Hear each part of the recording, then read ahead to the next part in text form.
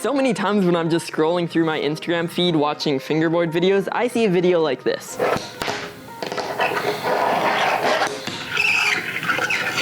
And so many times when people are filming fingerboard videos, they don't even realize what they're doing wrong. So this video, I'll be teaching you how you can film fingerboard videos and make them look awesome.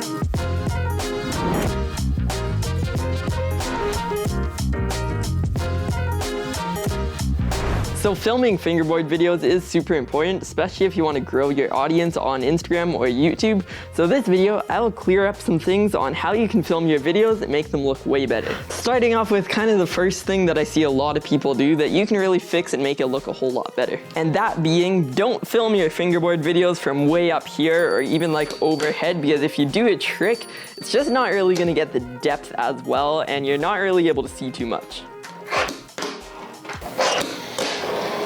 Especially when you're going up on a ledge, you can barely even make out what it is. So if you're going like complete overhead, it just doesn't look that good. Instead of having your angle like this, just tip it right down and these angles are gonna look much better.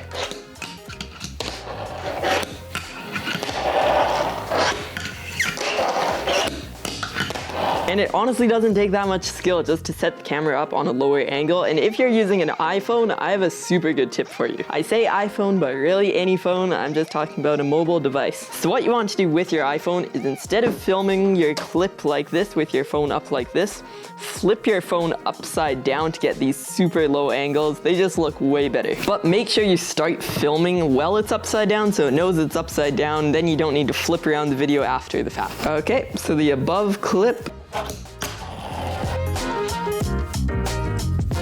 So that's what it looks like when your phone is up like this, but now flip your phone upside down and check out the difference. So you can really see the difference with flipping your phone upside down. This isn't even the best example just because there's not too much of a backdrop, but it kind of works better if you have like a long table. I like to use a long table that we have. And then I kind of do the clip in the far and then get closer. It just has a really cool look to it and I really like doing it. So flip your phone upside down for that nice low angle that'll look way better. Another tip I have for if you're using just a phone to film your videos, go get yourself one of these fisheye lenses. You can get a kit like this at Best Buy for around $20 Canadian, and it comes with like a wide angle lens, a zoomed in lens, like a macro lens. You can get some super cool shots with a fisheye lens and everything else that comes with this. I got the deluxe iPhone 11 Pro made out of wood. Definitely real, not a sticker. So what you want to do now is take your phone and clip this on to the camera. My one question is which camera? So once you have your fisheye lens on, it'll look like this.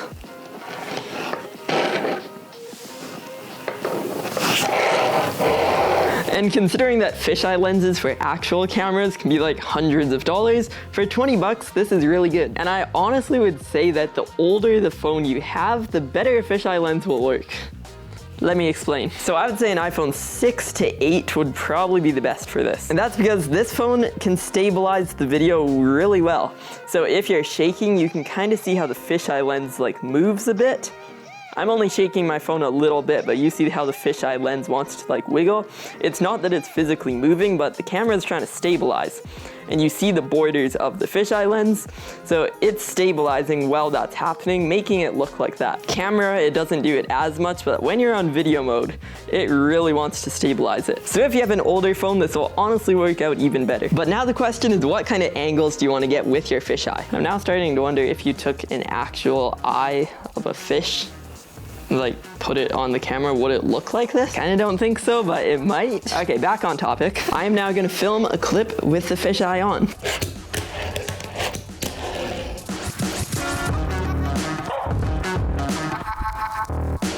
So you can really see how the fisheye lens can enhance the filming, and it honestly really helps with filming because you don't need to be quite as precise with filming, and you can be kind of shaking the phone or whatever and it'll still come out looking really good if you have an older phone. So this next tip is more of an editing tip than it is like a filming tip. And basically when you are filming an edit or even just like 3 clips, make the angles be different on all 3 clips. To get one angle like this,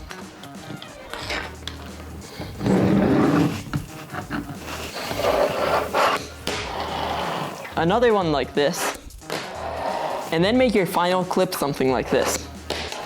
opposed to your clip just looking like this.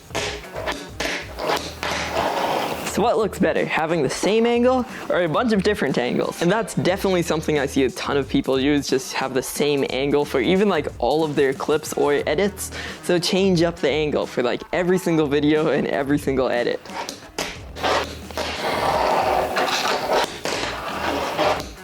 So this next tip is another one about editing your videos. If you're even using just an app on your phone like InShot or like CapCut, those programs are really good for editing just simple short videos.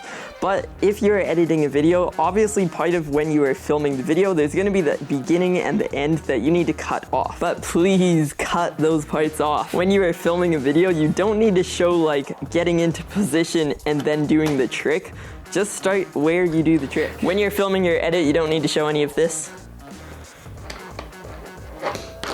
All you need to show is the part where you actually land the trick. None of the other stuff matters. So this next tip is when you are filming kind of a nice cinematic shot of the board. I see quite a few people do a clip that's way too close, to the point where the camera doesn't even want to focus on the board. Instead, either go from farther back with the camera zoomed in like that, or just change it up and kind of just do a B-roll shot around the board.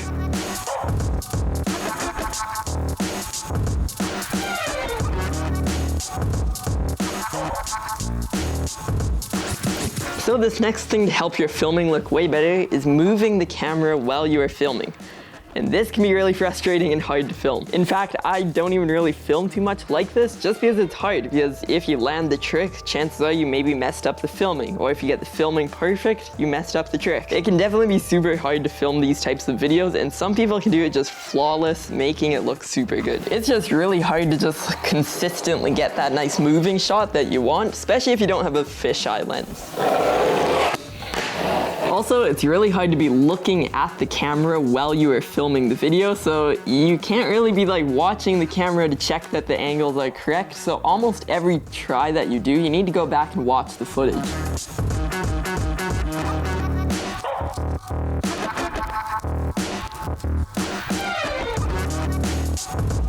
Also, I recommend doing this on a phone because phones are way lighter weight than a camera. I guess phones do have cameras, but these things only weigh like 10 grams, whereas a camera can weigh like a pound or two. And that is why when you're watching one of my videos, I never film while moving the camera unless I have somebody to film it for me.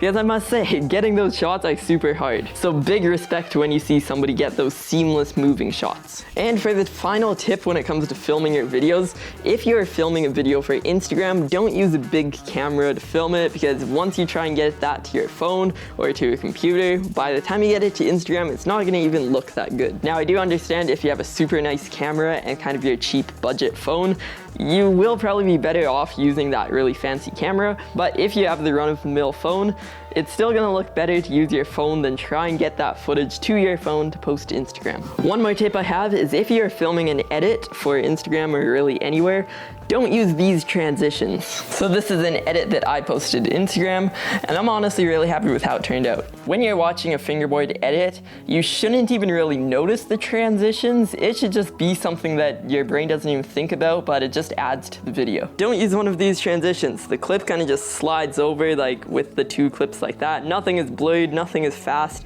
It just kind of slides over. Also, make sure not to use one of these transitions. It just looks tacky.